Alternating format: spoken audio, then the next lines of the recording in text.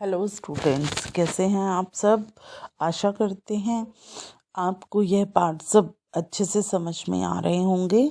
आज हम पढ़ेंगे साइंस विज्ञान कक्षा 8 पाठ 10 किशोर अवस्था की ओर।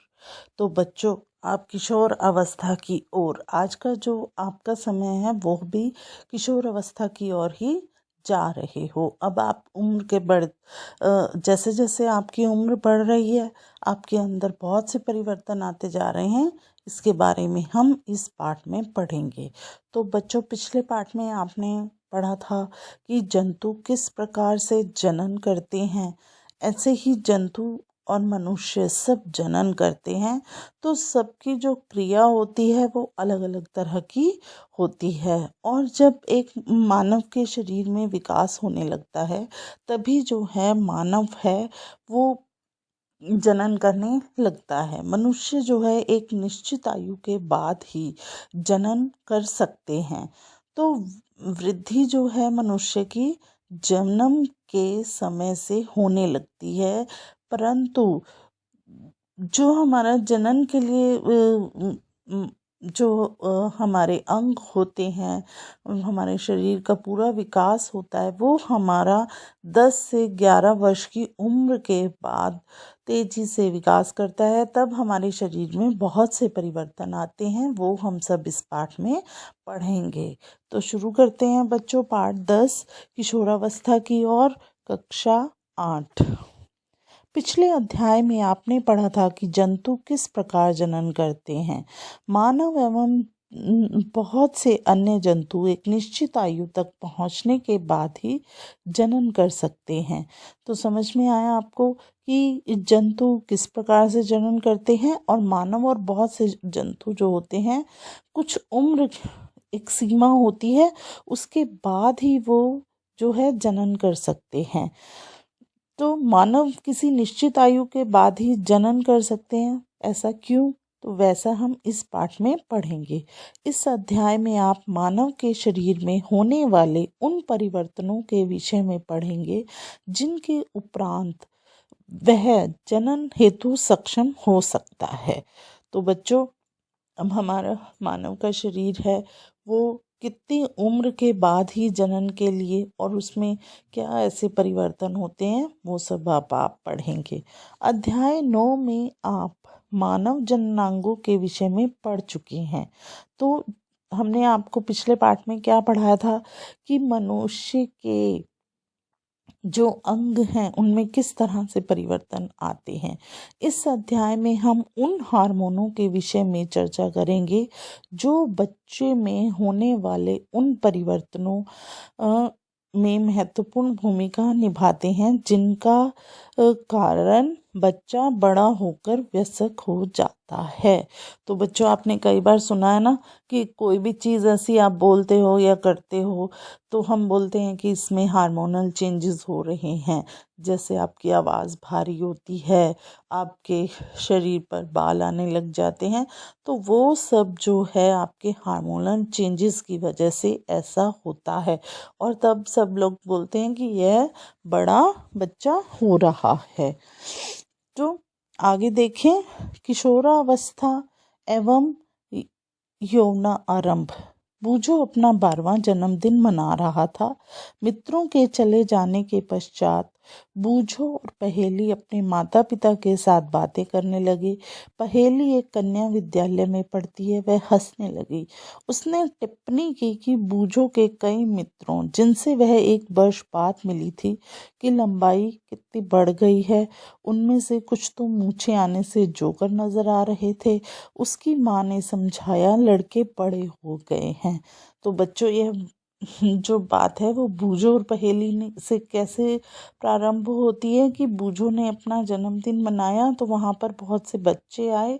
तो पहेली ने उन बच्चों को काफ़ी समय के बाद देखा था, तो वह उन पर हंस रही थी कि वो एकदम बड़े हो गए हैं और उनके जैसे मूछ बन गई हैं। वो लड़के थे तो उनके मूछें बन गई हैं, तो वो कितने अजीब लग रहे थे। तो बच्चों, ये जो मानव का विकास जब प्रारंभ होता है तो बहुत से परिवर्तन आते हैं। तो यह जो है 10 से 11 वर्ष की आयु के बाद जो है वृद्धि जो है बहुत तीव्रता से आती है, और ये वृद्धि जो है साफ दिखाई देने लगती है। जैसे शरीर में होने वाले परिवर्तन वृद्धि प्रक्रिया का एक भाग है। यह इस बात का संकेत है कि अब आप बच्चे नहीं रहे तथा युवावस्था में कदम रख रहे हैं। तो बच्चों, आपने देखा कि जब बच्चा पैदा होता है तो क्या होता है, धीरे धीरे उसके थोड़े थोड़े हाथ, उसकी हाइट बढ़ने लगती है, फिर बाद में उसके दांत आने लगते हैं। तो ऐसे परिवर्तन होते रहते हैं, फिर दांत टूटते हैं। तो मानव शरीर जन्म लेते ही किस तरह से उसका विकास होता है, ये सब आप देख रहे थे। और फिर जब बच्चा 10 से 11 साल का हो जाता है तब उसमें और परिवर्तन आने लग जाते हैं। एकदम उसकी हाइट बढ़ती है, और बोलते हैं ना कि आप जब तक 18 या 19 साल के होते हो तब तक आपकी जो हाइट है वो बढ़ती रहती है। और इसके साथ क्या होता है, लड़कों में मूछें बन जाती हैं, और उनके जो है बाजुओं में बाल आते हैं, गुप्तांगों में बाल आने शुरू हो जाते हैं। ऐसे ही लड़कियों में भी बहुत से परिवर्तन होते हैं। उनके स्तन का आकार बढ़ जाता है, और एकदम से जो है उनके भी शरीर में बहुत से जो हैं परिवर्तन होते हैं। उनके भी गुप्तांगों में बाल आने शुरू हो जाते हैं। तो वृद्धि एक प्राकृतिक प्रक्रम है। तो यह जो है एक प्राकृतिक क्रियाएं हैं, ये कोई मनुष्य अपने आप नहीं करता है। आवाज़ बदलती है, जब वोकल कॉर्ड में भी आपके बहुत से चेंजेस आते हैं लड़के और लड़कियों में। लड़कों की आवाज़ है जो भारी हो जाती है, वो गर गर करके बोलते हैं, तो सब समझ जाते हैं कि अब ये बड़ा हो रहा है, तो इसकी वजह से इसकी आवाज़ में परिवर्तन आ रहा है। तो यह सब एक स्वाभाविक बातें हैं, प्रकृति से जुड़ी हुई हैं। इसे आप अपने आप अपनी मूछें नहीं उगा सकते हैं, अपने बाल अपने आप नहीं उगा सकते, अपनी आवाज़ भारी अपने आप नहीं कर सकते हैं। तो यह सब एक उम्र के पड़ाव के बाद होना शुरू हो जाता है। जीवन काल की वह अवधि जब शरीर में ऐसे परिवर्तन होते हैं जिसके परिणाम स्वरूप जीवन परिपक्वता आती है, उसे क्या कहते हैं, किशोरावस्था। तो सब बोलते हैं ना कि अब ये किशोरावस्था में बच्चे चले गए हैं, तो इस वजह से जो है इनमें परिवर्तन आ रहे हैं। किशोरावस्था लगभग 11 वर्ष की आयु से प्रारंभ होकर 18 अथवा 19 वर्ष की आयु तक रहती है। तो किशोरावस्था कब से प्रारंभ होती है? 11 वर्ष से लेकर 18 से 19 वर्ष तक जो है रहती है यह अवधि। क्योंकि अंग्रेजी के टीन्स 13 से 18 या 19 वर्ष की आयु तक होती है। किशोरों को टीनेजर्स भी कहा जाता है। तो बच्चों, अंग्रेजी में आपने सुना होगा ना कि अब ये टीनेजर्स हैं। तो टीनेजर्स का क्या अर्थ है? 13 से 18 या 19 वर्ष की आयु तक जो है बच्चों को वो क्या बुलाते हैं? टीनेजर्स। लड़कियों में यह अवस्था लड़कों की अपेक्षा 1 या 2 वर्ष पूर्व ही प्रारंभ हो जाती है। लड़कियों में यह बदलाव जो है लड़कों से 1 वर्ष पहले ही शुरू हो जाते हैं। किशोरावस्था की अवधि व्यक्तियों में भिन्न भिन्न होती है। अब हर व्यक्ति में जो है परिवर्तन होता है, लेकिन वो अलग अलग तरीके से होता है। वो कैसे होता है? किशोरावस्था के दौरान मनुष्य के शरीर में अनेक परिवर्तन आते हैं। जो यह परिवर्तन होते हैं ये जो है यौवन आरंभ का संकेत है। इनमें से सबसे महत्वपूर्ण परिवर्तन है लड़के एवं लड़कियों की जनन क्षमता का विकास। तो बच्चों, यह जब परिवर्तन होने शुरू होते हैं तो इसी से ही आपकी जनन शक्ति का विकास होता है। किशोर की जनन परिपक्वता के साथ ही यौवन आरंभ समाप्त हो जाता है। तो जब उनके ये सब जो हैं विकास जो हो रहा होता है, तो उसी में ही वह जनन क्षमता का विकास कर रहे होते हैं, और जब वो 19 साल तक के हो जाते हैं तब यह समाप्त हो जाता है। तो यौवनारंभ में होने वाले जो परिवर्तन हैं वो क्या हैं? वो हैं लंबाई में वृद्धि। लंबाई में एकाएक वृद्धि यौवनारंभ के दौरान होने वाला सबसे अधिक दृष्टिगोचर परिवर्तन है। तो लंबाई में जो वृद्धि होती है वो सबसे पहला कदम है यौवनारंभ का, कि एकदम आपकी हाइट बढ़ जाती है। इस समय शरीर की लंबी अस्थियों की अर्थात हाथ व पैरों की जो हड्डियों की लंबाई है उसमें वृद्धि होती है और व्यक्ति लंबा होता है। मतलब आपके हाथ पैर भी एकदम बड़े बड़े हो जाएंगे और आपकी जो हड्डियों का विकास हो रहा होता है जिससे आप लंबे दिखाई देने लगते हैं। अब एक आप क्रियाकलाप देखें। निम्न चार्ट में लड़के व लड़कियों की आयु के साथ लंबाई में वृद्धि की औसत दर को दर्शाया गया है। कॉलम 2 और कॉलम 3 में किसी व्यक्ति की लंबाई को प्रतिशत में दर्शाया गया है तो किसी आयु पर पहुंचने पर होती है। आयु को कॉलम 1 में दर्शाया गया है। उदाहरणतः 11 वर्ष की आयु तक एक लड़का अपनी पूर्ण लंबाई का 81% लक्ष्य प्राप्त करता है, जबकि एक लड़की अपनी पूर्ण लंबाई की 88% तक पहुंच जाती है। यह आंकड़े प्रतिनिधित्व मात्र हैं जो व्यक्तियों में भिन्न होते हैं। अपने मित्रों के लिए सारणी का प्रयोग करके उनकी पूर्ण लंबाई का अनुमान लगाइए। तो आप पता लगाइए कि आपकी कक्षा में कौन सबसे लंबा और कौन सबसे बौना है। तो देखो बच्चों, लड़कियों का विकास जो है वो लड़कों से 1-2 साल पहले होता है, तो जो है फिर उनमें कितना अंतर आता जाता है वो सब आप इस लंबाई से भी अंदाज़ा लगा सकते हैं। जैसे अब आयु एक आपने कॉलम बनाया है और इसमें पूर्ण लंबाई का प्रतिशत लिखना है। एक पहले में आपने आयु लिखी है, फिर लड़के और लड़कियां लिखा है। अगर आप देखेंगे तो हर वर्ष जो है लड़कियों का प्रतिशत ज़्यादा है लड़कों की अपेक्षा। तो समझ में आया आपको ये कि किस तरह से यह तालिका को बनाया गया और दर्शाया गया है। तो इसके लिए आपने क्या करना है, पूरी ये तालिका बना ली आपने 8 वर्ष से लेकर 18 वर्ष तक। उसके बाद क्या है, पूर्ण लंबाई के लिए कैसे गणना की है, सेंटीमीटर में। वर्तमान लंबाई जो है वो सेंटीमीटर बटे वर्तमान आयु में पूर्ण लंबाई का प्रतिशत। जैसे अब आज आप कितने सेंटीमीटर के हो, और फिर उसके बाद आपने क्या किया, उसके नीचे वर्तमान आयु में पूर्ण लंबाई का प्रतिशत लिया और इसको किससे गुना किया, 100 से। जैसे एक लड़का जिसकी आयु 9 वर्ष है, लंबाई 120 सेंटीमीटर है, तो वृद्धि काल की समाप्ति पर उसका अनुमानित लंबाई क्या होगी। तो आपने कैसे करना है, 120 बटा 75 इंटू 100 सेंटीमीटर, तो क्या होगी उसकी 160 सेंटीमीटर। तो समझ में आया आपको ये। आगे एक और क्रियाकलाप है। ये क्रियाकलाप जितने भी होते हैं इनसे बच्चों आप बहुत अच्छी तरह से जो है आप समझ लेते हो, इनको हम उदाहरण बोलते हैं। अब आगे एक और देखिए, क्रियाकलाप 10.1 में दिए गए आंकड़ों का उपयोग करके ग्राफ बनाना है। आयु को x अक्ष पर तथा लंबाई में वृद्धि का प्रतिशत y अक्ष पर लीजिए। अपनी आयु को ग्राफ पर विशिष्ट रूप से चिन्हित कीजिए। आप लंबाई के जिस प्रतिशत को प्राप्त कर चुके हैं उसका पता लगाइए। आप अंततः जिस लंबाई को प्राप्त कर सकेंगे उसका परिकलन कीजिए।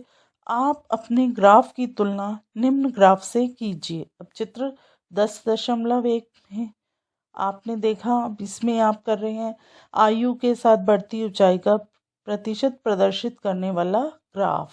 तो लड़के और लड़कियां, जो लड़के हैं वो लाल रंग से आप दर्शा रहे हैं, लड़कियां जो हैं उसको आपने नीले रंग से अंकित किया है। तो एक तरफ आपने जो है क्या लिया है, पूर्ण लंबाई का प्रतिशत, और फिर नीचे आपने लिया है आयु वर्षों में।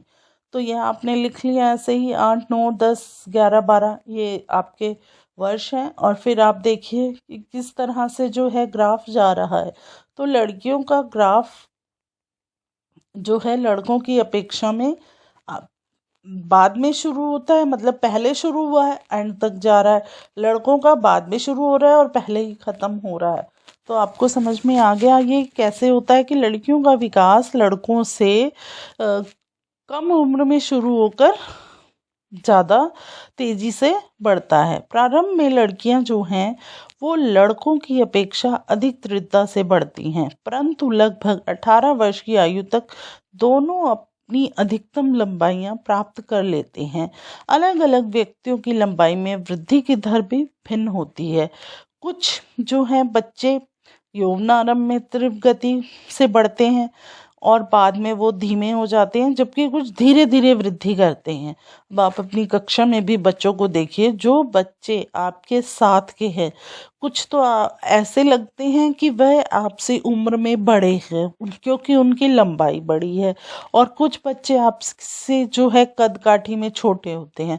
तो आप कहते हो कि यह तो लगता ही नहीं कि हमारी कक्षा का छात्र है, और कुछ इतने बड़े होते हैं। तो यह आप अपने कक्षा में भी देख सकते हैं। तो हर एक व्यक्ति के शरीर का विकास उसके खान पान पर भी निर्भर करता है, और जो है उसके अपने माता पिता की जो है हाइट पर भी निर्भर करता है। जिनके पेरेंट्स लंबे होते हैं तो वो बच्चे भी लंबे होते हैं ज़्यादातर आप देखेंगे, और जिन बच्चों के माता पिता की जो है लंबाई ऊंचाई ज़्यादा नहीं होती, तो वो बच्चे ये जो हैं जीन कुछ बच्चों को सब व्यक्तियों को अपने पेरेंट्स से भी मिलते हैं। तो समझ में आया। आगे देखते हैं हम। पहेली को चिंतित होने की आवश्यकता नहीं है। शरीर के सभी अंग समान दर से वृद्धि नहीं करते हैं। कभी कभी किशोर के हाथ अथवा पैर शरीर के अन्य अंगों की अपेक्षा जो है वो बड़े दिखाई देते हैं, परंतु शीघ्र ही दूसरे भाग भी वृद्धि कर शारीरिक अनुपात को संतुलित कर देते हैं। फलतः शरीर सुडौल हो जाता है। तो पहेली जो थी वो इस बात को लेकर चिंतित नहीं हो रही थी, क्योंकि बच्चों आपने देखा होगा कुछ बच्चे में जब ये हार्मोनल चेंजेज आते हैं तो कुछ बच्चे हाइट में एकदम बढ़ते हैं, कुछ बच्चे जो हैं उनके शरीर जैसे कईयों के शरीर मोटे हो जाते हैं, कुछ बच्चे पतले रह जाते हैं, हाइट बढ़ जाती है, कईयों के हाथ पैर। तो यह सब जो चेंजेस हैं हर बच्चे में अलग अलग होते हैं। इस बात को आपने ध्यान रखना है। आपने ध्यान दिया होगा किसी व्यक्ति की लंबाई उसके परिवार के किसी न किसी सदस्य के लगभग समान होती है। ये मैंने आपको अभी समझाया था कि किस तरह से आपकी लंबाई जो है आपके परिवार के सदस्यों पर भी जाती है, क्योंकि हम जो हैं बहुत से जीन अपने माता पिता से लेकर जो हैं हमारे जो जीन हैं वो अपने माता पिता से जुड़े हुए होते हैं, और बहुत से हम उन पर निर्भर भी करते हैं। परंतु कुछ जो बातें हैं वो अच्छे खान पान पर भी निर्भर करती हैं। अगर आप अच्छी चीज़ें खाओगे तो आपका जो शरीर है वो एकदम हृष्ट पुष्ट जैसे दिखाई देगा, अच्छा गठा हुआ होगा। अगर आप यही जो है बर्गर पिज़्ज़ा आजकल बच्चे बहुत शौक से खाते हैं और आपको मना भी किया जाता है, जो बच्चे बाहर की चीज़ें ये जैसे मोमोज़ हैं, बर्गर है, पिज़्ज़ा है, आप ये चीज़ें खाओगे तो आपका जो शरीर है वो थुलथुला तरह का होगा, गठा हुआ नहीं होगा। जो बच्चे जैसे फ्रूट है, दूध है, सब्जियां हैं, हरी सब्जियां हैं, सलाद है, ये सब चीज़ें खाएंगे, उन बच्चों का शरीर देखिए। और जो ये रोज़ बाहर से बर्गर पिज़्ज़ा और ये सब खाते हैं तो आप उन बच्चों का शरीर देखिए, तो आपको बहुत अंतर दिखाई देगा। तो बहुत सी चीज़ें जो हैं हमारे खान पान पर भी प्रभावित होती हैं। आगे बढ़ते हैं हम। शारीरिक आकृति में परिवर्तन। क्या आपने ध्यान दिया कि आपकी कक्षा के छात्रों के कंधे व सीने निचली कक्षा के छात्रों की अपेक्षा अधिक चौड़े होते हैं? तो जैसे जैसे बच्चों आप बड़े होते हो आपके कंधों का साइज, आपकी छाती का साइज जो है वो बढ़ना शुरू हो जाता है।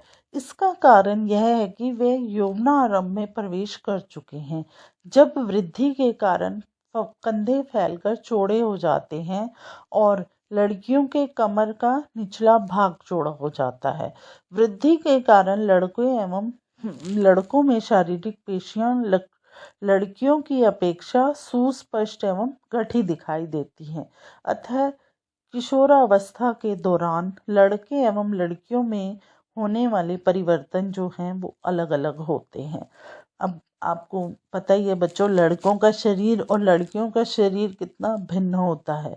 लड़के एकदम गठे हुए दिखाई देते हैं, उनकी जिससे कंधे चौड़े चौड़े हो जाते हैं, छाती चौड़ी हो जाती है और उनके फेस पर जैसे मूंछ और दाढ़ी आने लगती है। ऐसे ही लड़कियां जो हैं उनमें क्या परिवर्तन आता है, उनके स्तन के बाल, उनके स्तन का आकार बदल जाता है और जैसे गुप्त अंगों पर बाल आने लग जाते हैं। तो लड़कियों में इस तरह से परिवर्तन होता है। अब देखिए परिवर्तन आपको किस तरह से दिखाए हैं अलग अलग। स्वर में परिवर्तन, क्या आपने ध्यान दिया है कभी कभी आपकी कक्षा के कुछ लड़कों की आवाज़ जो है वो फटने लग जाती है। क्यों फटती है, वो किस वजह से? तो यौवना आरंभ में स्वर यंत्र अथवा लेरेंसिक में वृद्धि का प्रारंभ होता है। लड़कों का स्वर यंत्र विकसित होकर अपेक्षाकृत बड़ा हो जाता है। लड़कों में बढ़ता हुआ स्वर यंत्र गले के सामने की ओर सुस्पष्ट उभरे भाग के रूप में दिखाई देता है। तो बच्चों, लड़कों का जो स्वर यंत्र होता है वो एकदम से जो है विकसित होकर बड़ा हो जाता है और ये आप चित्र आपको दिखाएंगे तो उसमें आपको यह स्पष्ट रूप से दिखाई देगा। एडम्स एप्पल देख रहे हो आप कितना बड़ा हुआ है, जिससे जो है आवाज़ भारी हो जाती है, गरगर से आने लग जाती है। तो यह इसकी वजह से होता है। पर धीरे धीरे, अब आप ये चित्र 10.2 देख रहे हो ना, किशोर लड़के का स्वर यंत्र, तो धीरे धीरे जैसे बच्चा बड़ा और थोड़ा उम्र में बढ़ता है तो यह ठीक हो जाता है, जिससे बच्चे की आवाज़ जो है वो सामान्य हो जाती है। तो एडम्स एप्पल को बच्चों हम कंठमणि भी कहते हैं। लड़कियों में जो है ये स्वर यंत्र जो है वो छोटा होता है और यह बाहर से बिल्कुल ऐसे उभरा हुआ दिखाई नहीं देता है जैसे लड़कों में दिखाई देता है। सामान्यतः लड़कियों का जो स्वर है वह उच्च ताल वाला होता है। लड़कियों की जो आवाज़ है उसमें ज़्यादा परिवर्तन नहीं होता है लड़कों की अपेक्षा, क्योंकि लड़कियों का जो स्वर है वो उच्च तारत्व वाला होता है, जबकि लड़कों का स्वर जो है वो गहरा होता है। किशोर लड़कों में कभी कभी स्वर यंत्र की पेशियों में अनियंत्रित वृद्धि हो जाती है और आवाज़ फटने या भरने लगती है। यह स्थिति जो है वो कुछ दिनों के लिए होती है या कुछ हफ्तों के लिए होती है। इसके बाद वो क्या है, बिल्कुल सामान्य आवाज़ में आ जाती हैं। तो समझ में आ गया एडम्स एप्पल को क्या बताया गया है इसमें, कंठमणि। तो अब ये बूझो भी जान गया कि उनके सहपाठियों की आवाज़ क्यों इस तरह से बदल रही है। आगे देखें आप, संवेद एवं तेल ग्रंथियों की क्रियाशीलता में वृद्धि। किशोरावस्था में संवेद एवं तेलीय ग्रंथों का स्राव बढ़ जाता है। इन ग्रंथियों की अधिक क्रियाशीलता के कारण कुछ व्यक्तियों के चेहरे पर फुंसियाँ और मुहासे आदि हो जाते हैं। तो आपने अगर आप देखोगे कि आपके से जैसे अब आप 8th क्लास में हो तो 9th-10th के बच्चों के फेस आप देखो तो उनके फेस पर क्या है, छोटे छोटे से दाने आपको दिखाई देंगे। तो यह भी क्या है, तो यह भी जो है मानव के शरीर में हो रहे परिवर्तन के कारण ही होता है। तो बच्चों अब क्या है आगे, पिछले अध्याय में चित्र 9.1 एवं 9.3 में दर्शाए गए मानव जनन अंगों का अवलोकन कीजिए। यौवना आरंभ में नर जनानंग जैसे कि वृषण एवं शीशन पूर्णतः विकसित हो जाते हैं। वृषण से शुक्राणुओं का उत्पादन प्रारंभ हो जाता है। लड़कियों में अंडाशय के साइज में वृद्धि होती है और अंड परिपक्व होने लगते हैं। अंडाशय से अंडाणुओं का निर्मोचन भी प्रारंभ हो जाता है।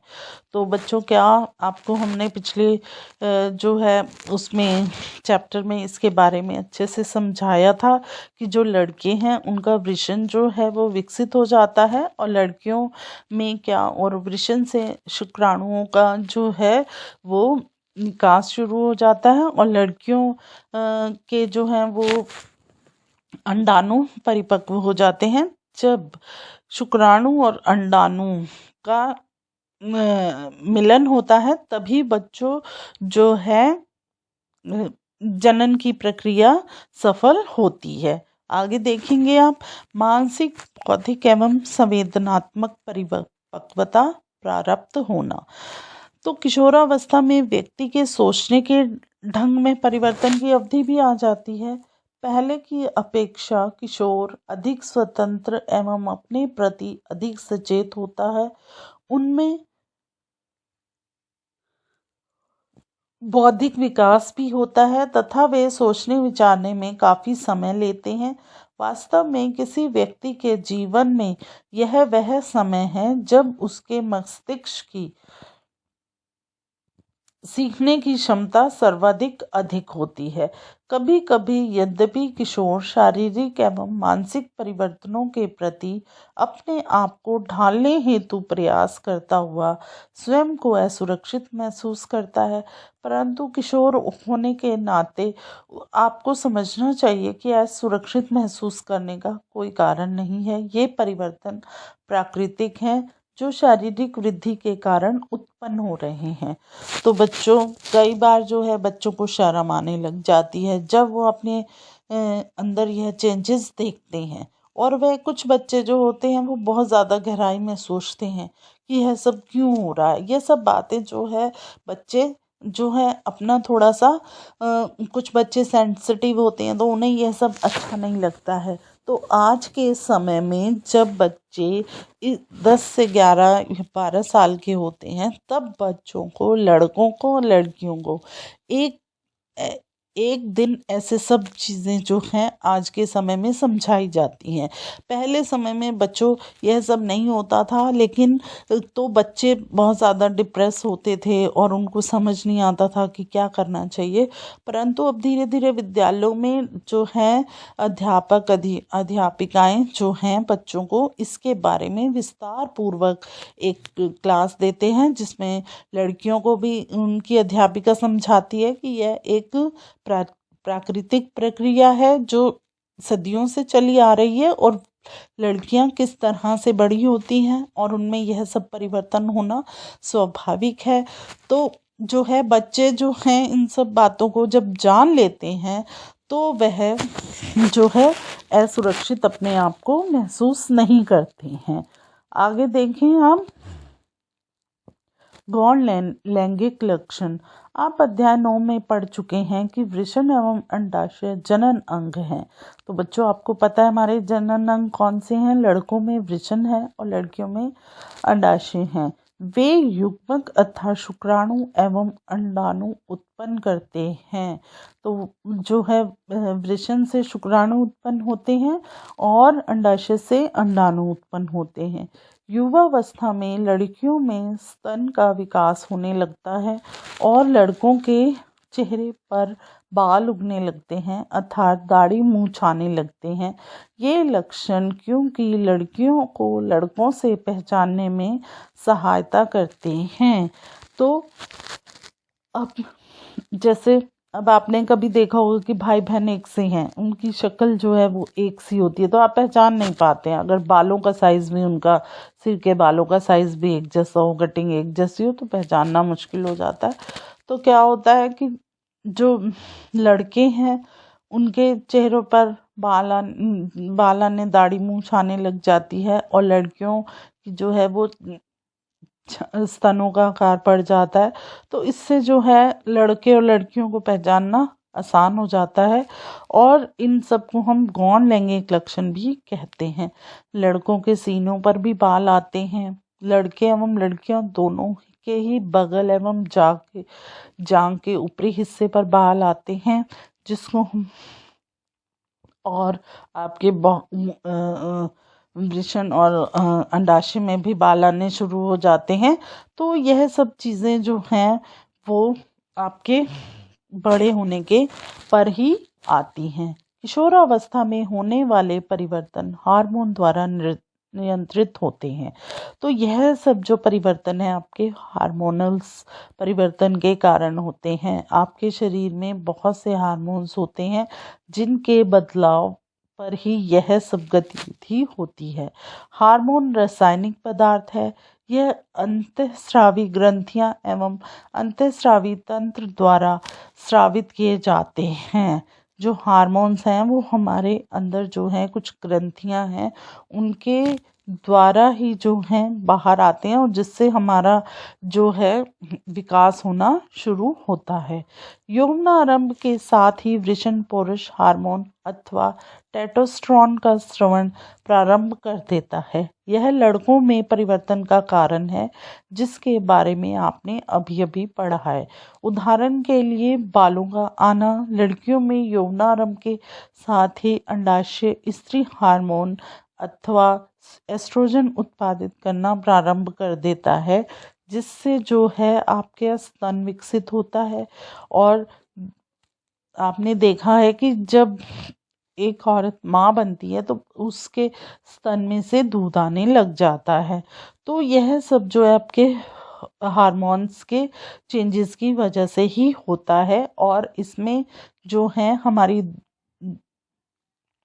जो दुग्ध ग्रंथियां हैं उसके जो है उसका विकास भी होने शुरू हो जाता है।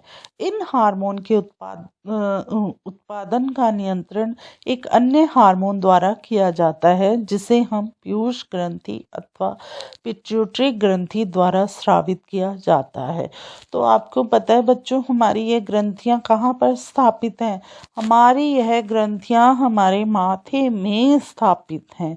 पीयूष ग्रंथि और पिट्यूटरी ग्रंथि है हमारे माथे में स्थापित है और यही हमारे पूरे शरीर के अंदर हो रहे परिवर्तन को कंट्रोल करती हैं। इनके ही द्वारा हमारे शरीर में सारे परिवर्तन होते हैं।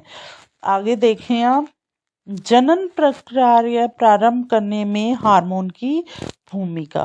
अतःस्रावी ग्रंथियां हार्मोन रुधिर प्रभाव में स्रावित करती हैं जिससे वह शरीर के विशिष्ट भाग अथवा लक्ष्य स्थल तक पहुंच सकें। अब हमारा लक्ष्य स्थल जो है उस सब को कौन कंट्रोल करता है? हमारी पिट्यूटरी ग्रंथियां।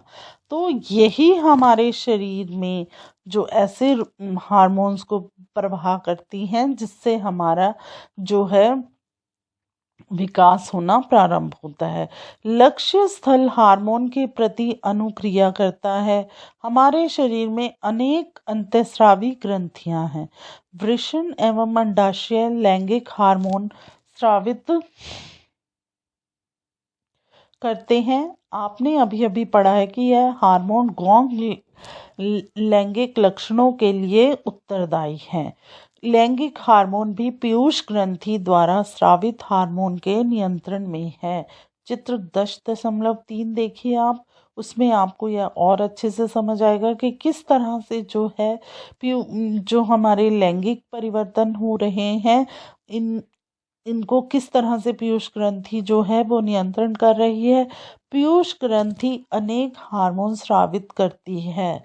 तो वो जो हार्मोन हमारे शरीर में छोड़ती है तो उसी से क्या होता है, उनमें से ही एक ऐसा हार्मोन है जो अंडाशय में अंडाणु और वृषण में शुक्राणु के परिपक्व होने को नियंत्रित करता है। तो जो पीयूष ग्रंथि से स्रावित हार्मोन जननांगों को पुरुष और नर में टेस्टोस्टेरोन तथा एस्ट्रोस्टेरोन, इन स्त्रियों में, पुरुष में क्या है टेस्टोस्टेरोन और स्त्रियों में एस्ट्रोजन स्रावित करने के लिए उत्पादित करते हैं। और फिर उसके बाद क्या है, रुधिर प्रवाह में स्रावित किया जाता है तथा शरीर के विभिन्न भागों लक्ष्य स्थल तक पहुंचता है। तो समझ में आया किस तरह से पीयूष ग्रंथि जो है वो पुरुषों में तो टेस्टोस्टेरोन करती है और स्त्रियों में एस्ट्रोजन स्रावित करने के लिए उद्दीप्त होता है। उसके बाद वह रुधिर प्रवाह में स्रावित होकर शरीर के विभिन्न भागों से लक्ष्य स्थल तक पहुंचता है। तो यौवनारंभ के समय शरीर में जो भी परिवर्तन होते हैं, परिवर्तनों को वह उद्दीप्त करता है। तो समझ में आ गया, यौवनारंभ में शारीरिक परिवर्तन हार्मोन द्वारा ही नियंत्रित होते हैं। अब तभी बोलते हैं ना, हार्मोनल चेंजेस हो रहे हैं, आपको अच्छा खाना खाना चाहिए और एक्सरसाइज वगैरह करनी चाहिए, ताकि आप इस समय में बहुत सुंदर बन जाते हैं। मानव में जनन काल की अवधि, मानव में जनन काल की अवधि के बारे में अब बताया गया है। जब किशोरों के वृषण तथा अंडाशय युग्म उत्पादित करने लगते हैं, तब वे जनन के योग्य हो जाते हैं। युग्मक की परिपक्वता एवं उत्पादन की क्षमता पुरुषों में स्त्रियों की अपेक्षा अधिक अवधि तक रहती है। तो बच्चों, आप यह देखो कि आप हमेशा के लिए ही ऐसे नहीं होते हो। जब आपकी दाढ़ी मूंछ आती है तो यह आपके जो भी परिवर्तन होते हैं कुछ समय तक होते हैं, तो उसके बाद आपका शरीर एकदम सही हो जाता है और आपकी आवाज़ भी अच्छी हो जाती है। और ये हमेशा नहीं होता है। तो जो है स्त्रियों में जन्मावस्था का प्रारंभ हमने आपको बताया 10 से 12 वर्ष की आयु में होता है। और यह कब तक चलता है कि एक स्त्री जो है 10 साल से 12 साल के बाद एक बच्चे को जन्म देने के लिए परिपक्व हो जाती है। मतलब वो एक बच्चे को जन्म दे सकती है 10 से 12 साल तक, और 45 से 50 साल की आयु तक ही वह जो है एक बच्चे को जन्म देने के लिए सही होती है। परंतु पुरुषों में जो है यह अवधि थोड़ी अधिक तक होती है, लेकिन स्त्रियों में यह 45 से 50 वर्ष तक की उम्र है। तो अब आपको बताएं कि यौवनारंभ पर अंडाणु परिपक्व जब होने लगते हैं, तो अंडाशयों में एक अंडाणु परिपक्व होता है, उसको 28 से 30 दिन का जो है वो समय लगता है। इस समय में आपको पता है जो है अंडाशय की दीवार जो है अंडाशय द्वारा जो है 28 से 30 दिन में जो है एक दाएं और बाएं तरफ होता है, और गर्भाशय की दीवार है वो मोटी हो जाती है। और किस लिए मोटी होती है कि अंडाणु के निषेचन के पश्चात युग्मज जो हैं को ग्रहण कर सकें, जिसके फलस्वरूप ही क्या होता है, गर्भधारण होता है। यदि अंडाणु का निषेचन नहीं हो पाता, तब उस स्थिति में अंडाणु तथा गर्भाशय का मोटा स्तर उसकी रुधिर वाहिकाओं सहित निस्तारित हो जाता है। इससे स्त्रियों में रक्तस्राव होता है, जिसे ऋतुस्राव अथवा रजोधर्म भी कहते हैं। तो लड़कियों में जो है यह 28 से 30 दिन के बाद जो है 4 से 5 दिन का जो है समय होता है। इसमें जो है लड़कियों को पीरियड्स आते हैं, जिसको इंग्लिश में बोलते हैं, इसको ऋतुस्राव या रजोधर्म भी कहा जाता है। तो जब पहला ऋतुस्राव यौवनारंभ में होता है, तो जिसे रजोदर्शन कहते हैं, लगभग यह कब तक चलता है, यह 45 से 50 वर्ष की आयु तक होता है, और इसके बाद यह रुक जाता है। तो जब यह रुक जाता है तो इसको आप क्या बोलते हो, रजोनिवृत्ति। प्रारंभ में ऋतुस्राव चक्र अनियमित हो सकता है तथा उसके नियमित होने में कुछ समय भी लग जाता है। तो लड़कियों में जब यह पीरियड्स की शुरू होते हैं, तो कई बार तो यह 28 से 30 दिन के बाद होता है, कई बार यह 15 दिन में जब यह स्टार्ट होते हैं, तब इनको सेट होने में भी थोड़ा समय लगता है। तो इसमें क्या होता है, लड़कियों को पेट में दर्द होता है, कमर में दर्द होता है, तो इस समय उनको अधिक कार्य नहीं करना चाहिए। पहेली कहती है कि स्त्रियों में जनन काल की अवधि रजोदर्शन से रजोनिर्मित तक होती है। तो बच्चों, जब रजोदर्शन, जब पहली बार आपको पीरियड्स आते हैं लड़कियों को, और उसके बाद रजोनिवृत्ति जब वो समाप्त होते हैं, तो 10 से 12 वर्ष की आयु में शुरू होते हैं और 45 से 50 वर्ष की आयु में बंद हो जाते हैं। ऋतुस्राव चक्र का नियंत्रण हार्मोन द्वारा होता है।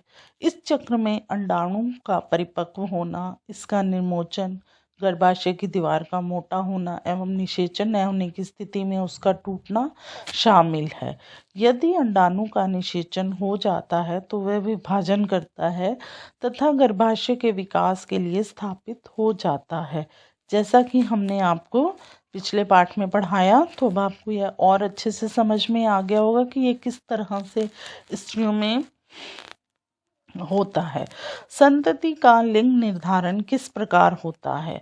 तो पहेली कहती है कि मैंने अपनी माँ और चाची की बातें करते हुए सुना, मेरी चचेरी बहन का होने वाला बच्चा लड़का होगा या लड़की, यह जानने की मुझे बहुत ही उत्सुकता थी। और वह इस बात का निर्धारण कैसे होता है कि निषेचित अंडाणु लड़का एवं लड़की में ही विकसित होगा। तो बच्चों, अब आपने भी अपने घर में अगर देखा होगा तो कई बार बच्चों के मन में यह जो है प्रश्न उठते हैं कि ये लड़का होगा या लड़की, तो यह किस बात पर निर्भर होते हैं, यह आपको बताया जाएगा। लड़का तथा लड़की निषेचित अंडाणु अथवा युग्म में जन्म लेने वाले शिशु के लिंग का निर्धारण का संदेश होता है। यह संदेश कैसे होता है? यह संदेश निषेचित अंडाणु में धागे सी संरचना अर्थात गुणसूत्रों में निहित होता है। अध्याय 8 का स्मरण कीजिए कि गुणसूत्र प्रत्येक कोशिका के केंद्रक में उपस्थित होते हैं और सभी मनुष्यों की कोशिकाओं के केंद्र में 23 जोड़े गुणसूत्र पाए जाते हैं, जिनको हम 2 से गुना करते हैं। 2 गुणसूत्र 1 जोड़ी लिंग सूत्र हैं, जिन्हें हम X एवं Y कहते हैं। और ये अब अगर मैं आपको विस्तार से थोड़ा सा समझाऊंगी तो आपको जल्दी समझ में आ जाएगा। गुणसूत्र मेल में जो होते हैं वो X और Y होते हैं और फीमेल में जो होते हैं वो XX होते हैं। अब इनको हम क्या बोलते हैं? जैसे 23 गुना 2 46, तो कितने हो गए ये? 46। तो दोनों में 46 हो गए। और फिर अगर आप मेल में देखोगे तो मेल में X और Y होते हैं, तो X को आप बोलते हो ऑटोजोम्स और Y को आप बोलते हो सेक्स क्रोमोसोम। तो मेल में 44 जमा को X और Y को करोगे तो कितना हो जाएगा? 46, और ये 36 जोड़े। ऐसे ही फीमेल में X और X होते हैं, तो यह 44 जमा XX 46 हो गया। तो जो X है वो क्या है? हमारा ऑटोजोम्स, और फीमेल में आपने देखा XX होते हैं, तो X क्या होता है? ऑटोजोम्स। जब पुरुष का X स्त्री के X से मिलता है तो लड़की का जन्म होता है, और जब पुरुष का Y स्त्री के X से मिलता है तो लड़के का जन्म होता है। तो आपको यह जो है अच्छे से यह बात समझ में आई होगी। और हम जो X होते हैं उनको ऑटोजोम्स कहते हैं और Y को हम सेक्स क्रोमोसोम कहते हैं। और जब अंडाणु और शुक्राणु का संलयन होता है और तभी क्या होता है? एक बच्चे का जन्म होता है। तो आपको यह अच्छे से समझ में आया होगा कि X और Y कैसे मिलकर जो है लड़का और लड़की के जन्म को निर्धारित करते हैं। चित्र 10.4 को देखिए। जब X गुणसूत्र वाला शुक्राणु अंडाणु को निषेचित करता है तो युग्मज में 2 X गुणसूत्र होंगे और वो किसको जन्म दे रहे हैं? मादा शिशु में विकसित होगा। और यदि अंडाणु को निषेचित करने वाला शुक्राणु Y गुणसूत्र है तो युग्मज किसका विकास कर रहा है? तो वह नर शिशु का विकास कर रहा है। तो आपको यह समझ चित्र देखकर और अच्छे से समझ आ गया। और आगे देखिए, अब आप जान गए हैं कि जन्म से पूर्व शिशु के लिंग का निर्धारण उसके पिता के लिंग गुणसूत्रों द्वारा किया जाता है। यह धारणा है कि बच्चे के लिंग के लिए उसकी माँ उत्तरदायी नहीं है।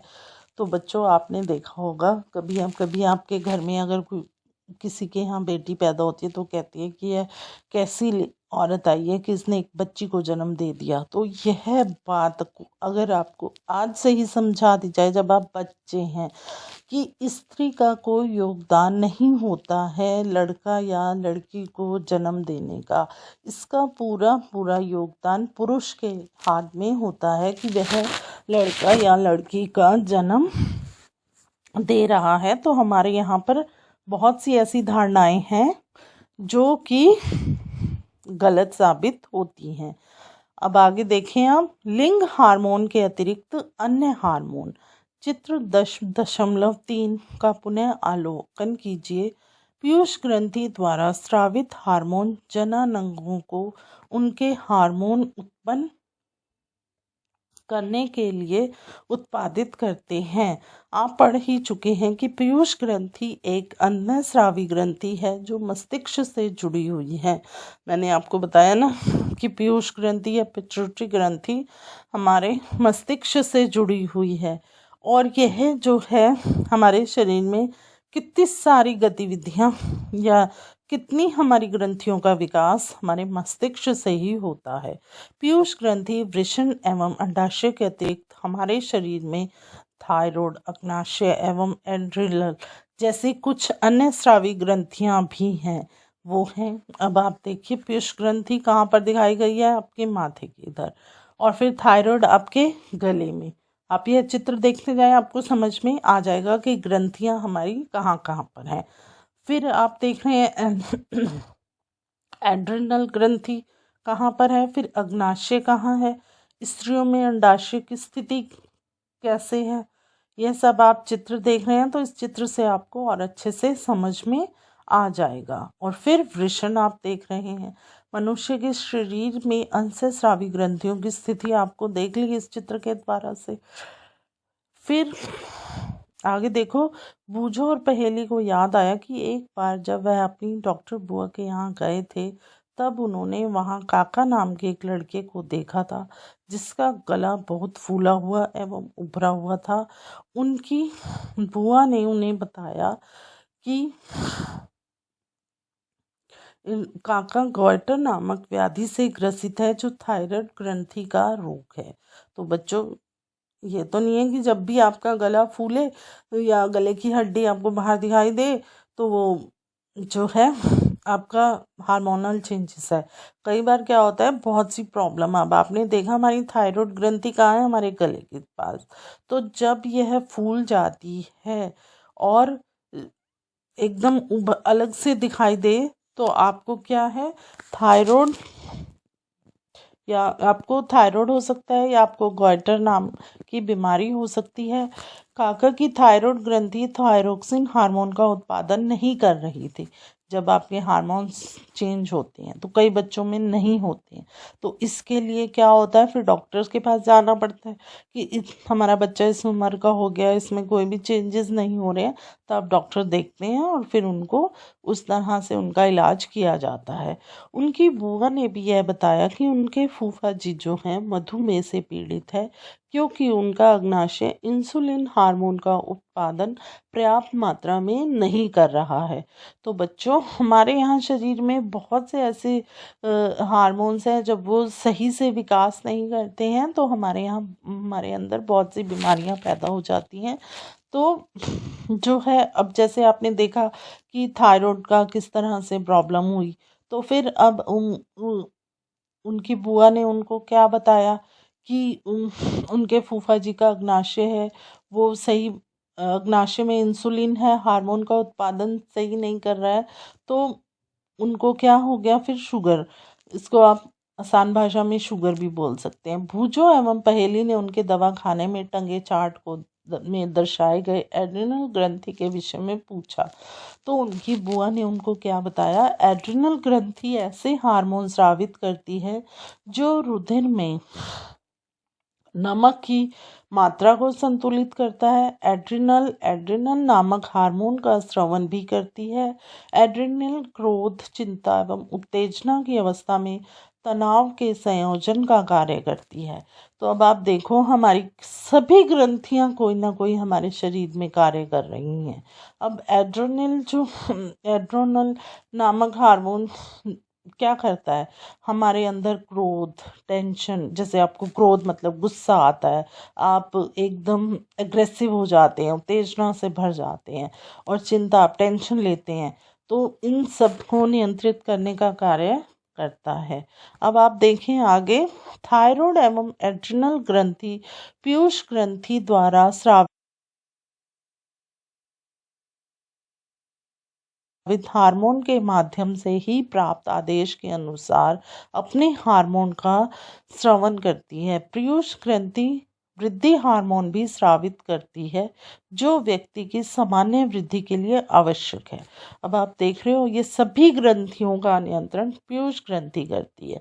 और पीयूष ग्रंथि के जो है पीयूष ग्रंथि जो है वो हमारे शरीर की वृद्धि के लिए भी बहुत ही आवश्यक है।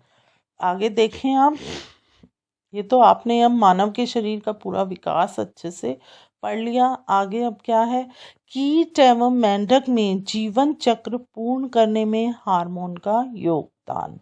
अब कीट एवं मेंढक में जीवन चक्र का पूर्ण करने में हार्मोन का कैसे योगदान है।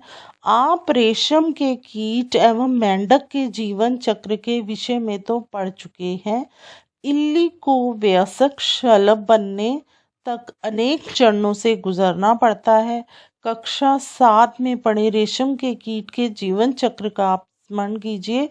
इसी प्रकार टेडोपोल को भी वयस्क मेंढक बनने के लिए अनेक चरणों से गुजरना पड़ता है, जो हमने आपको लेसन 9 में बताया। लार्वा से वयस्क बनने के इस परिवर्तन को कायांतरण कहते हैं। कीटों में कायांतरण का नियंत्रण जो है वो कीट हार्मोन द्वारा होता है, और मेंढक में थायराइड द्वारा स्रावित हार्मोन थायरोक्सिन इसका नियमन करता है। थायरोक्सिन के उत्पादन के लिए जल में आयोडीन की उपस्थिति आवश्यक है। यदि जल में जिसमें टैडपोल वृद्धि कर रहे हैं पर्याप्त मात्रा में आयोडीन नहीं है तो टैडपोल वयस्क मेंढक में परिवर्तित नहीं हो सकते। अब आपने देखा कि किस तरह से, पहले हमने आपको पढ़ाया था कि रेशम का जो कीड़ा होता है वो किस तरह से रेशम का निर्माण करता है, उसके लार्वा से किस तरह से वो रेशम का जो है धागा बनाया जाता है। अब ऐसे ही अब ये जो आपने देखा कि मेंढक का जो आप इसमें क्या देख रहे हैं, अब आप इसमें किस तरह से पढ़ रहे हैं कि कीटों में जो है कायांतरण का नियंत्रण जो है वो कीट हार्मोन द्वारा ही होता है, और मेंढक में जो है थायराइड द्वारा स्रावित जो हार्मोन है वो थायरोक्सिन इसका वो नियमन करता है। और इसके लिए आपको आपके जो मेंढक जैसे जल में रहते हैं ज़्यादातर, तो वहाँ पर जल में आयोडीन की उपस्थिति आवश्यक होनी चाहिए।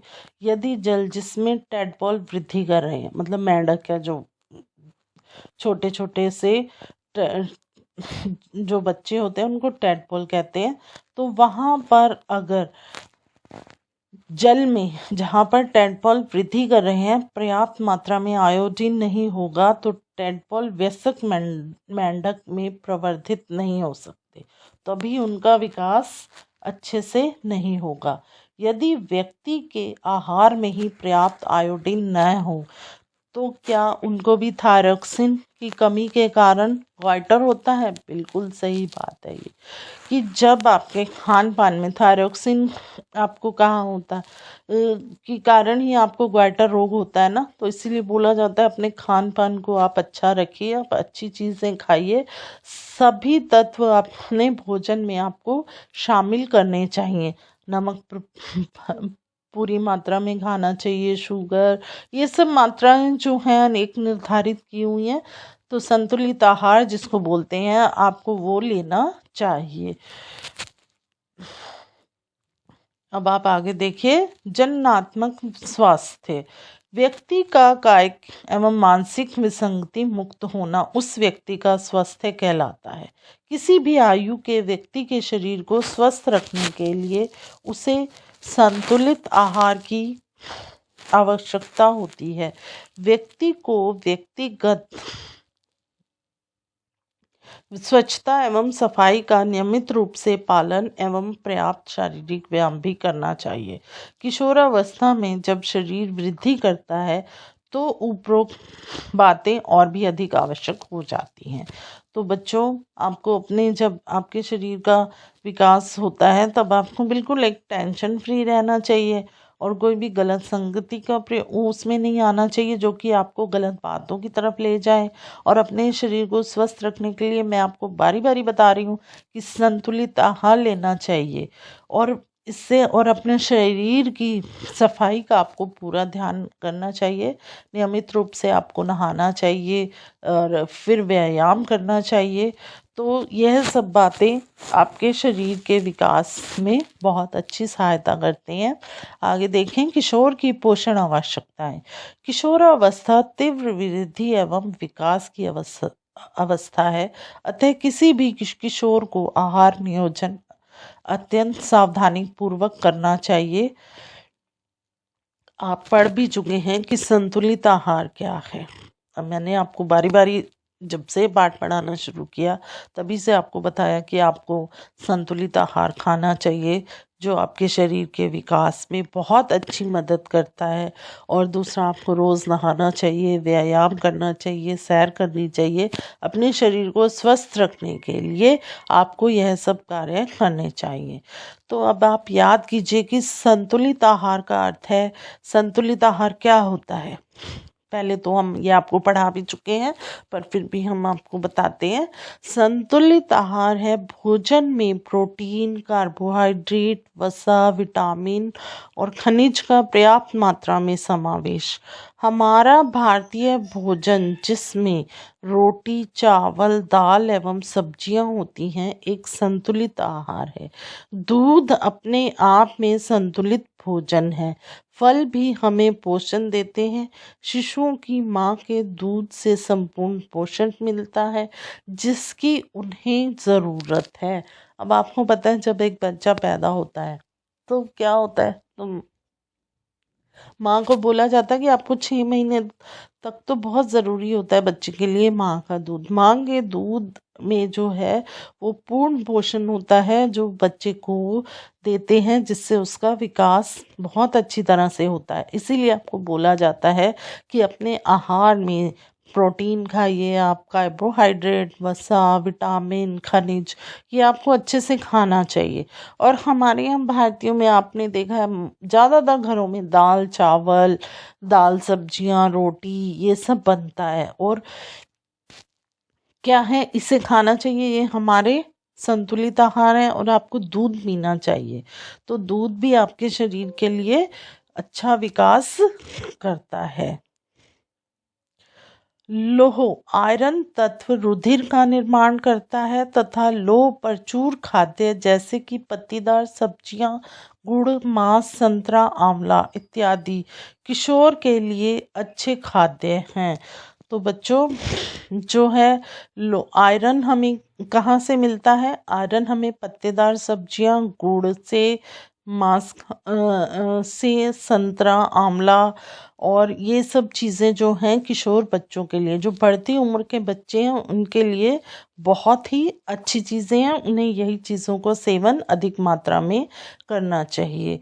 अपने दोपहर एवं रात्रि के भोजन के खाद्य पदार्थों की जांच करिए, क्या भोजन में संतुलित एवं पोषक है, क्या इसमें ऐसे खाद्यान्न सम्मिलित हैं जो ऊर्जा प्रदान करते हैं तथा क्या इनमें दूध, मांस, नट एवं दालें भी शामिल हैं जो वृद्धि हेतु प्रोटीन प्रदान करते हैं?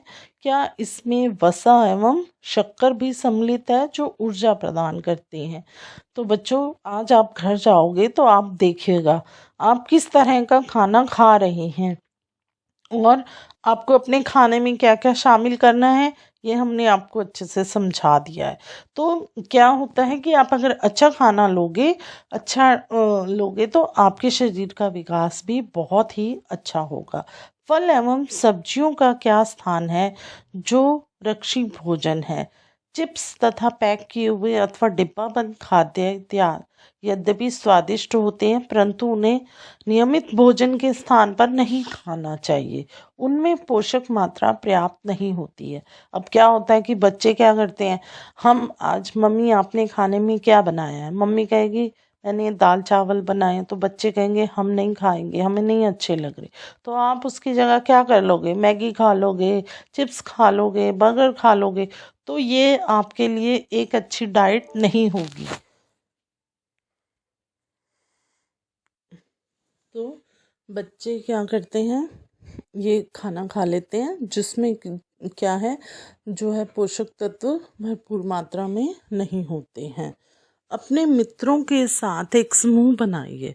उन खाद्य पदार्थों के नाम लिखिए जो आपने पिछले दिन नाश्ते यानी कि जो कल चला गया है उसमें नाश्ते, दोपहर के भोजन एवं रात्रिकाल के भोजन में खाए थे। और उन खाद्य पदार्थों की पहचान कीजिए जो समुचित वृद्धि के लिए उत्तरदायी हैं। जंक फूड की भी पहचान कीजिए जो आपने पिछले दिन खाया था। तो समझ में आया बच्चों आपको जंक फूड क्या है और संतुलित आहार क्या है? इसकी आपने जो है इसके बारे में आपने देखना है। अब एक क्रियाकलाप है 10.4। चित्र 10.6 से प्रेरणा लेकर चार्ट अथवा पोस्टर बनाकर अपनी कक्षा में लगाइए जिससे आप किशोर की आहार संबंधी आवश्यकता के प्रति सचेत रहें। इसके लिए आप अपनी रचनात्मक शक्ति का प्रयोग कर इसे विज्ञापन के रूप में भी प्रदर्शित कर सकते हैं। आप इस विषय पर प्रतियोगिता का आयोजन भी कर सकते हैं। अब देखिए आपको कितनी अच्छी तरह से इसमें गाइड किया जा रहा है कि आपको किस तरह का खाना खाना चाहिए और इसके लिए आपको क्या करना चाहिए कि जैसे प्रतियोगिता रख लो कि उस प्रतियोगिता में क्या प्रश्न पूछेंगे कि प्रोटीन किन किन चीज़ों में होता है, कार्बोहाइड्रेट्स किस में हैं, या हरी सब्जियों से हमें क्या लाभ हो सकते हैं, सेब और संतरा खाने से हमें क्या लाभ हैं, सेब में क्या मिलता है हमें, संतरे से हमें कौन से विटामिन मिलते हैं, और दूध और अंडे हमारे लिए क्यों आवश्यक हैं। तो ऐसे प्रश्न पूछकर आप जो है अपना एक विकास भी कर सकते हैं और आपको पता भी लग जाएगा कि आपको किस तरह की चीज़ों को खाना चाहिए। अब आप यह देख रहे हैं राजमा, अब बच्चे जो हैं राजमा वैसे भी शौक से खाते हैं, पर आपको पता है राजमा में कितने अच्छे प्रोटीन मिलते हैं। राजमा प्रोटीन का एक बहुत अच्छा वो है, तो राजमा आपको खाने चाहिए। जीरा है, और जीरा हमारे शरीर के लिए भी बहुत आवश्यक है।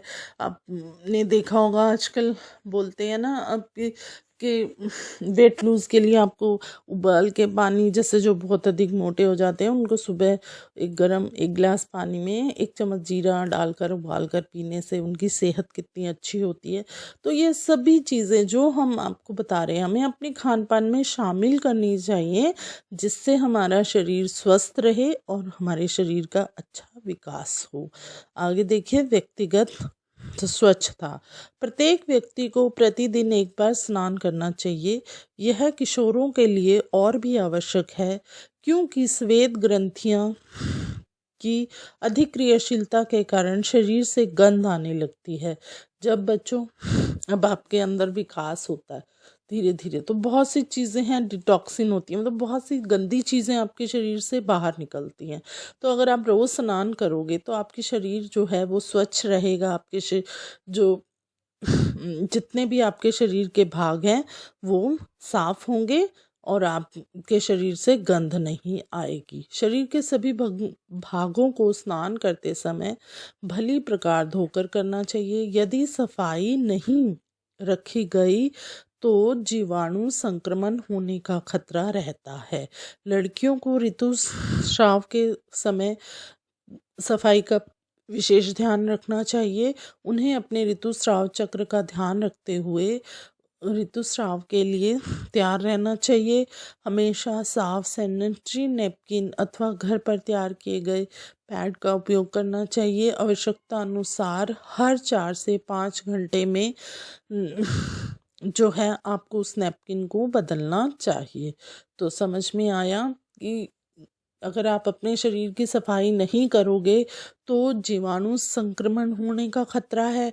और लड़कियों को आपको पहले बताया था कि हर महीने ऋतुस्राव होता है, तो उसमें आपको अपने नैपकिन्स को बदलना चाहिए और अपने अंगों को अच्छे से साफ करना चाहिए। आगे देखिए, शारीरिक व्यायाम। ताजी हवा में टहलना एवं खेलना शरीर को चुस्त एवं स्वस्थ रखता है। सभी युवा किशोर लड़के एवं लड़कियों को टहलना, व्यायाम करना एवं बाहर खेलना चाहिए। अब आपको क्या करना चाहिए? ताजी हवा में घूमना है, खेलना है और अपने शरीर को साफ रखना है। ठीक है, अब आगे देखिए हम भ्रांतियाँ एवं असत्य अवधारणाएं क्या करें और ना करें। अध्याय 9 एवं इस अध्याय में आपने मनुष्य के जनन संबंधी वैज्ञानिक सत्य एवं सिद्धांतों के विषय में पढ़ा। ऐसी बहुत सी असत्य अवधारणाएं प्रचलित हैं जिन्हें आपको जानकर किशोर होने के नाते छोड़ना चाहिए। उदाहरण के लिए किशोरों के शारीरिक परिवर्तन संबंधी अनुभवों को लेकर अनेक भ्रांतियाँ एवं असत्य अवधारणाएं हैं। इनमें से कुछ को नीचे दिया जा रहा है। अब आप इस संबंध में तर्क प्रस्तुत कर सकते हैं। यह मिथ अथवा असत्य धारणा है जिनका कोई आधार नहीं है। तो ऋतुस्राव के समय यदि कोई लड़की किसी लड़के को देखती है तो वह गर्भवती हो जाती है। तो यह सब बातें जो हैं एक फैलाई हुई क्या है, मिथ्या बातें हैं, गलत बातें हैं। संतान के लिंग के लिए उसकी माँ उत्तरदायित्व है, यह भी एक गलत बात है। आपको हमने पहले ऊपर पढ़ाया। फिर आगे देखो, ऋतुस्राव की अवस्था में लड़की का रसोई का काम करना निषिद्ध है, यह भी गलत बात है। तो यह हमारे पहले समय में जो है ये बहुत सी बातों को जो है अमल में लाया जाता था और लड़कियों को रसोई से 5 दिन दूर रखा जाता था।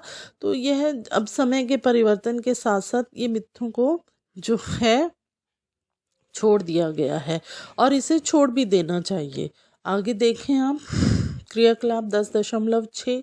अपनी कक्षा में उन सहपाठियों के आंकड़े एकत्र कीजिए जो नियमित रूप से व्यायाम करते हैं तथा उनके आंकड़े भी एकत्र कीजिए जो व्यायाम नहीं करते हैं। क्या आपको उनकी चुस्ती एवं स्वास्थ्य में कोई अंतर दिखाई देता है? नियमित व्यायाम के लाभ पर एक रिपोर्ट तैयार कीजिए। अब देखो कि किस तरह से आपको यह रिपोर्ट बनानी है। आगे देखें हम, नशीली दवाओं ड्रग्स का निषेध करें। किशोरावस्था व्यक्ति के शारीरिक एवं मानसिक रूप से अधिक सक्रियता का समय है जो वृद्धि काल का एक सामान्य भाग है। अतः भ्रमित अथवा असुरक्षित न महसूस करें।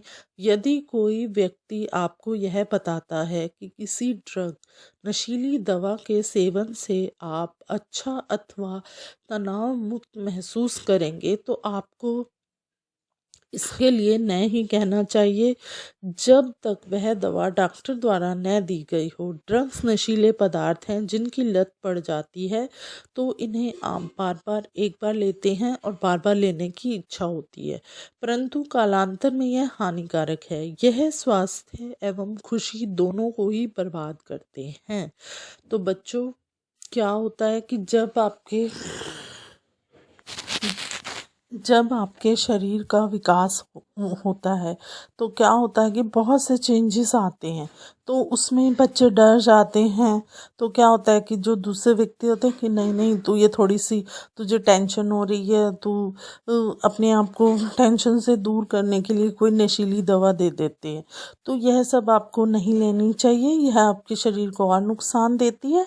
इसके लिए आपको अपने बड़ों के संपर्क में आकर उनसे अच्छी गाइडेंस लेनी चाहिए, उनसे पूछना चाहिए, तो वो आपको अच्छे राय देंगे और आपकी सभी प्रकार की चिंताओं से आपको मुक्ति दिलाएंगे।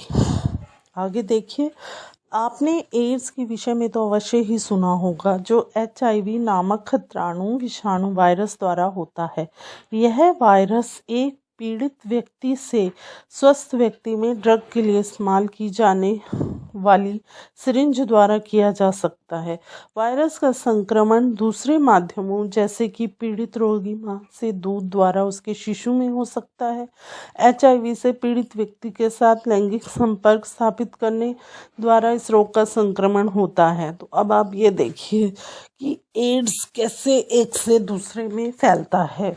एड्स जो है बच्चों, HIV जो है नामक खतरनाक विषाणु द्वारा होता है। और ये कैसे फैलता है, ये आप अगर एड्स व्यक्ति के साथ बैठकर खाना खा रहे हैं तो आपको नहीं होगा, आप उसके साथ बैठकर बातें कर रहे हैं तब आपको यह बीमारी नहीं होगी। यह बीमारी कैसे होगी, यदि उस व्यक्ति को जिस सिरिंज से इंजेक्शन लगा है और उसी सिरिंज का उपयोग आपके शरीर में, स्वस्थ व्यक्ति के शरीर में किया जाएगा, तब वह व्यक्ति पीड़ित होगा। और दूसरा, अगर एक माँ को एड्स है तो वो अपना अगर दूध बच्चे को पिलाएगी तो उस बच्चे में भी यह संक्रमण होगा। तो समझ में आया कि ये संक्रमण कैसे फैलता है। तो आगे देखिए, किशोर द्वारा गर्भधारण।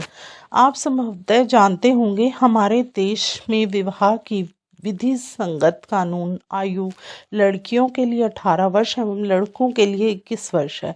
इसका कारण है कि टीन आयु किशोर लड़कियां मां शारीरिक एवं मानसिक रूप से मातृत्व के लिए तैयार नहीं होती हैं। बाल विवाह, कम उम्र में विवाह तथा मातृत्व से मां एवं संतान दोनों में ही स्वास्थ्य संबंधी समस्याएं उत्पन्न हो जाती हैं। इससे युवा स्त्रियों के लिए व्यवसाय के अवसरों में भी कमी आती है, क्योंकि वे मातृत्व की जिम्मेदारी उठाने के लिए सक्षम नहीं होती हैं और वह मानसिक पीड़ा से ग्रस्त होती हैं। अब आपको पता है कि हमारा जो स्त्रियों का शरीर है वो क्या होता है, 10 से 12 वर्ष की उम्र में वह माँ बनने की लायक हो जाती हैं, पर इतनी जल्दी जो है उनकी शादी नहीं करनी चाहिए। 18 वर्ष हमारी सरकार ने भी क्या निश्चित की है विवाह के लिए उम्र, 18 वर्ष लड़कियों के लिए और 21 वर्ष लड़कों के लिए। तभी उनका शरीर जो है वो एकदम पक जाता है और तभी वो माँ बन सकती हैं। और माँ बनने के बाद देखो, एक वो तो नहीं होता बच्चे को संभालना, उसको समझना, तब एक जो है हमारा दिमाग भी और हमारा शरीर भी पूरी तरह से सक्षम होता है। तो इसीलिए तो हमारी सरकार ने यह उम्र निश्चित की है। अब आप देखिए, आपने यह पाठ समझा, आपने अपने शरीर का विकास किस तरह से करना है। आपको किसी बात की कोई टेंशन नहीं रखनी है कि हमारी उम्र में, हमारे शरीर में यह सब क्या हो रहा है। तो एक बार और आपको इसका बताते हैं कि इस पाठ में आपने क्या क्या सीखा। यौवनारंभ होने पर व्यक्ति जनन के सक्षम हो जाता है। 11 वर्ष की आयु से 19 वर्ष की अवधि किशोरावस्था कहलाती है। आगे देखें, यौवनारंभ का प्रारंभ होने पर जनन अंगों में वृद्धि होती है तथा शरीर के विभिन्न स्थानों पर बाल आने लगते हैं। लड़कियों में स्तन विकसित हो जाते हैं और लड़कों के चेहरे पर दाढ़ी मूछें आ जाती हैं।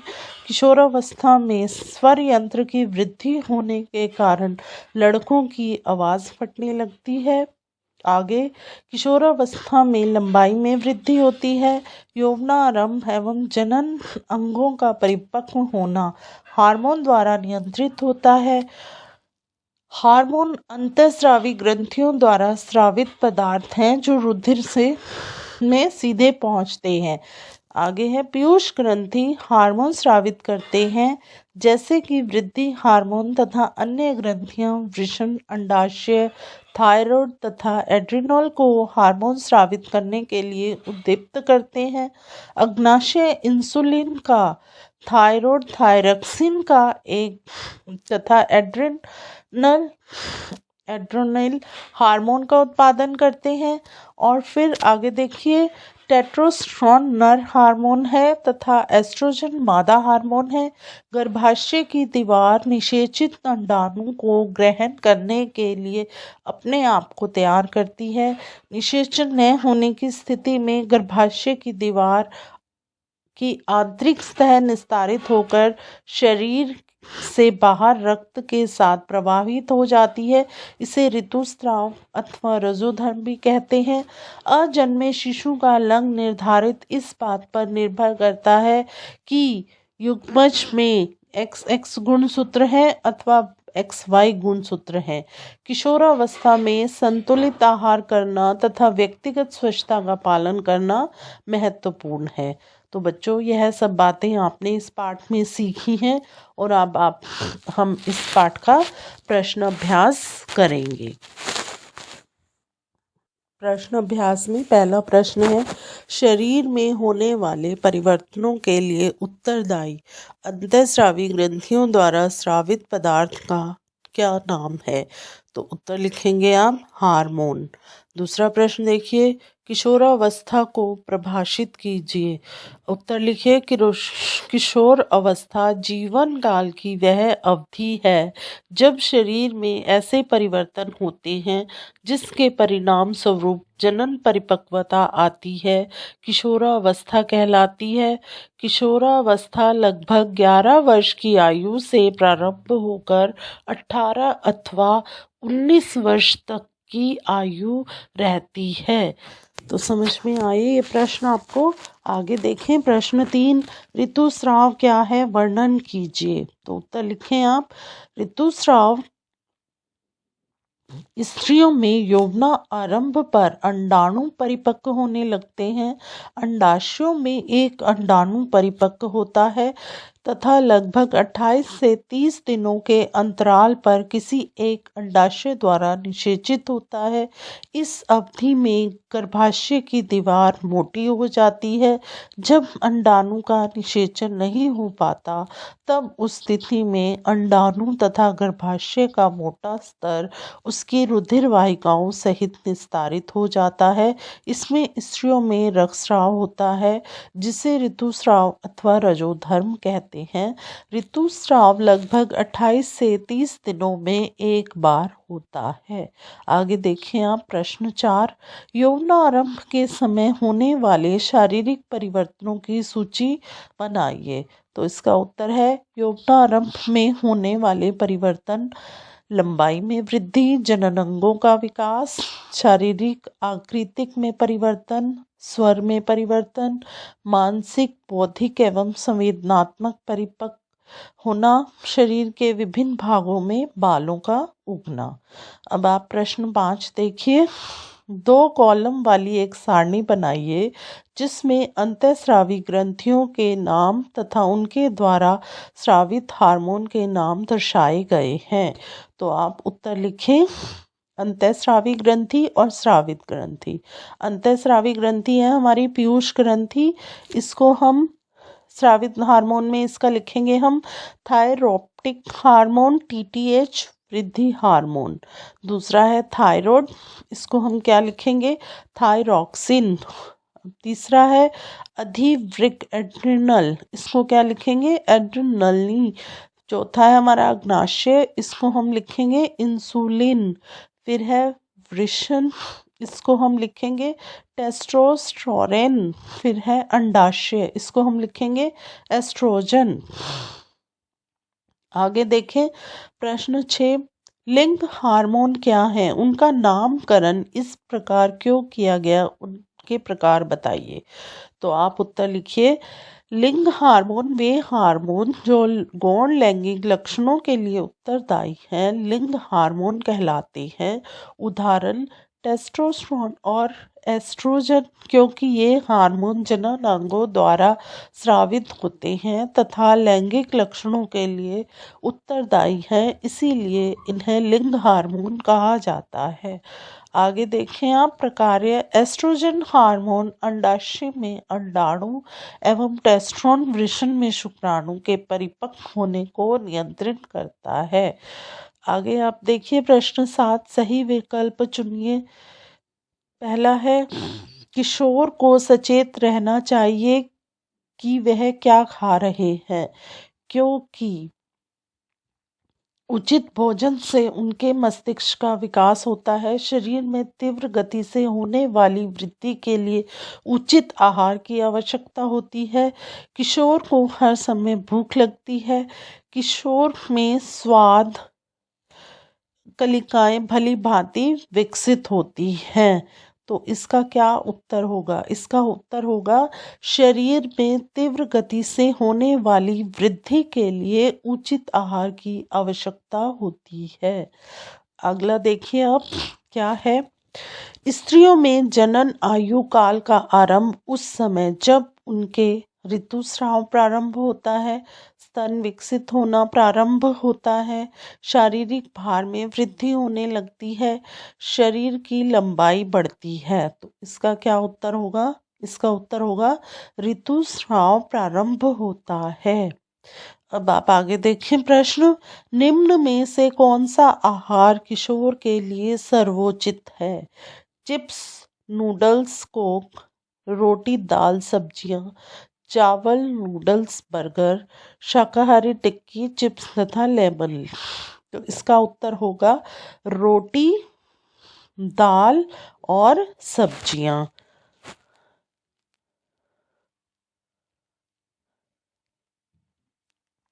अब आप अगला देखिए। निम्न पर टिप्पणी कीजिए। एडम्स एप्पल, इसका उत्तर लिखेंगे हम। एडम्स एप्पल यौवनावस्था में स्वर यंत्र अथवा लैरेंसिक में वृद्धि का प्रारंभ होता है। लड़कों का स्वर यंत्र विकसित होकर अपेक्षाकृत बड़ा हो जाता है। लड़कों में बढ़ता हुआ स्वर यंत्र गले के सामने की ओर सुस्पष्ट ऊपरी भाग के रूप में दिखाई देता है, जिसे एडम्स एप्पल कंठमनी कहते हैं। दूसरा है गौण लैंगिक लक्षण, इसका अर्थ लिखिए। युवावस्था में लड़कियों में स्तनों का विकास होने लगता है तथा लड़कों के चेहरे पर बाल उगने लगते हैं, अर्थात दाढ़ी मूछ आने लगती है। ये लक्षण क्योंकि लड़कियों को लड़कों से पहचानने में सहायता करते हैं, अतः इन्हें गौण लैंगिक लक्षण कहते हैं। लड़कों के सीने पर भी बाल आ जाते हैं। लड़कों एवं लड़कियों दोनों में ही बगल एवं जांघ के ऊपरी भाग अथवा प्यूबिक क्षेत्र में बाल आ जाते हैं। आगे देखिए आप। गर्भस्थ शिशु में लिंग धारण। गर्भस्थ शिशु में निश्चेतित, इसका उत्तर है निषेचित अंडाणु अथवा युग्मज में जन्म लेने वाले शिशु के लिंग निर्धारण का संदेश होता है। यह संदेश निषेचित अंडाणु में धागे सी संरचना अर्थात गुणसूत्रों में निहित होता है। सभी मनुष्यों की कोशिकाओं के केंद्रक में 23 जोड़े गुणसूत्र पाए जाते हैं। इनमें से 2 गुणसूत्र लिंग सूत्र हैं, जिन्हें एक्स एवं वाई कहते हैं। स्त्री में 2 गुणसूत्र होते हैं, जबकि पुरुष में 1 एक्स तथा 1 वाई गुणसूत्र होता है। युग्म अंडाणु शुक्राणु में गुणसूत्र का 1 जोड़ा होता है। अनिषेचित अंडाणु में सदा 1 गुणसूत्र होता है, परंतु शुक्राणु 2 प्रकार के होते हैं, जिसमें एक प्रकार में एक्स गुणसूत्र एवं दूसरे प्रकार में वायु गुणसूत्र होता है। जब एक्स गुणसूत्र वाला शुक्राणु अंडाणु को निषेचित करता है तो युग्मज में 2 एक्स गुणसूत्र होंगे तथा लड़की पैदा होगी, और यदि वाई गुणसूत्र वाला शुक्राणु अंडाणु को निषेचित करता है तो शिशु लड़का होगा। आगे आप देखिए, ये आपको समझ में आ गया। आगे अब शब्द पहेली है। शब्द बनाने के लिए संकेत संदेश का प्रयोग किया गया है। बाएं से दाईं ओर और ऊपर से नीचे। अब आपको यहाँ पर ये दिखाया गया है, ये कॉलम्स बनाए गए हैं, इसमें आपने किस तरह से लिखना है ये आप देखिए। अब है आगे, क्या है हमारा प्रश्न। नीचे दी गई सारणी में आयु वृद्धि के अनुपात में लड़कों एवं लड़कियों की अनुमानित लंबाई के आंकड़े दर्शाए गए हैं। लड़के एवं लड़कियां दोनों की लंबाई एवं आयु को प्रदर्शित करते हुए आपने एक ग्राफ बनाना है और फिर आप इससे क्या निष्कर्ष निकालते हो ये आपने लिखना है। यह प्रश्न हम पहले कर चुके, आपको समझा चुके हैं जब हम पाठ पढ़ रहे थे, तब आपको यह करना है। तो अब आपका प्रश्न अभ्यास खत्म हुआ। तो अब आपको यह पाठ अच्छे से समझ में आया होगा।